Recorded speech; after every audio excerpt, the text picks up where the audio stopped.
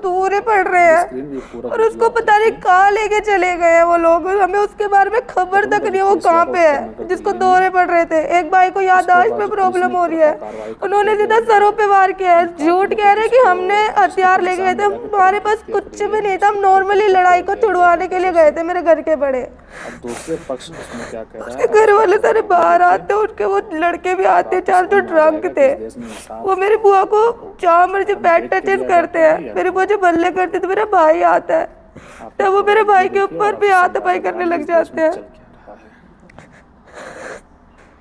हमारे घरों को तोड़ा जा रहा है, हमारे घरों पे बुलडोजर चलाए जा रहे हैं। कहाँ का इंसाफ है? एक तरफा न्यूज सुन के दूसरे की तरफ को देखा ही नहीं जा रहा है। घरों पे बुलडोजर चलाया जा रहा है। हमारा सारा सामान, हमारे डॉक्यूमेंट्स, हमारे कैश जेवर, हमारे घर में शादी थी, तैयारियां चल रही थी, सारा सामान चला दिया, हमें बेघर कर दिया। हम कहाँ जाएंगे?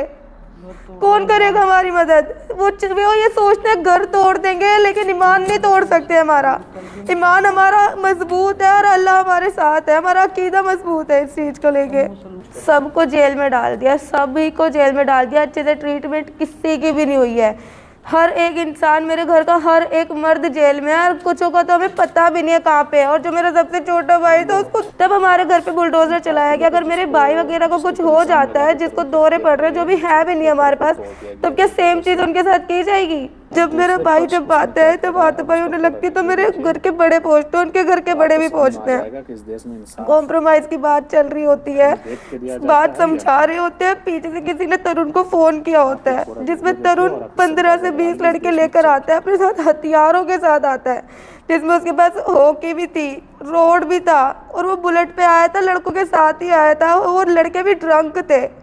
उन्होंने आते सीधे मेरे भाई के सर पे वार करा था। मेरे भाई को वही गिरते दौरे पड़ने लग गए थे और मेरे घर के हर किसी शख्स पे उन्होंने सीधा सर पे वार किया था। जिसके सर पे वार के सब जमीन पे ढेर होके गिरने लग गए थे। बस और आप देख रहे हो एक तरफी न्यूज़ है। बाकी जो भी दिखाया जा रहा है सब एक तरफी न्यूज़ है, सब झूठ बका जा रहा है और कुछ भी नहीं है। कोई 6 साल की बच्ची नहीं है, कोई 4 साल की बच्ची नहीं है, वो 20 साल का प्रिंस है जिसने गुब्बारा फेंका था।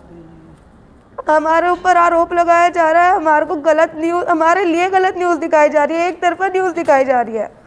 हमारे घर में सब कुछ था, हमारी वॉशिंग मशीन वगैरह, हमारे डॉक्यूमेंट्स, हमारी ज्वेलरी। थोड़े दिन में शादी थी, शादियों का सामान रखा था, बिल्कुल तैयारियां चल रही थी, मुकम्मल ही हो चुकी थी एक तरीके से। हमारे कैश रखा था, सब उन्होंने चला के बर्बाद कर दिया। हमारे कपड़े रखे थे, ईद की तैयारियां चल रही थी हमारी, सब उन्होंने तबाह कर दिया। मेरी कज़न की शादी थी। मेरे पापा इतनी तकलीफ में रहकर घर में पूरे दिन काम करते हैं, पूरे दिन रात लगे रहते हैं, एक एक पैसा जोड़ के हमने हमारे घर को खड़ा किया है। और उन्होंने ऐसे उसको रेजा कर दिया कि इसको बनाने में तो कोई मेहनत ही नहीं लगती है।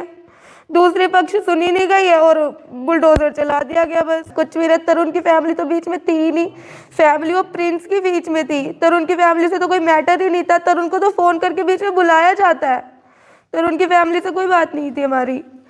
नॉर्मली मेरे बड़े पापा, मेरे घर के बड़े नॉर्मली गए थे कि लड़ाई को शांत करा दिया जाएगा। हमारे को ऐसा कुछ था ही नहीं कि वीडियो शूट करेंगे या हाथापाई होगी, हमने कुछ भी ऐसा सोच ही नहीं रखा था। वो इरादा ही करके बैठे थे, सारा सामान लेके पक्का बैठे थे कि हमें झगड़ा ही करना है। हमारा झगड़ा का इरादा। और ये जो हत्या का आरोप हम पे लगाया जा रहा है, ये जो हत्या का आरोप हम पे लगाया जा रहा है, सरासर झूठ है। सरासर सारे के सारे लड़के नशे में आए थे, उन्हीं के डंडा लगा है, उन्हीं का डंडा उनके भाई के सर पे लगा है, तरुण के, और उनने ही उसके सर पे डंडा मारा था। जो पढ़ते वो बेहोश होके गिर गया। पुलिस को कॉल ही हमने करी थी, वो भी 7-8 बार कॉल की जब वो आए हैं, तब भी हमारे ही घर वालों को उठा के लेके गया है। उनको किसी भी नहीं कुछ बोला उनको।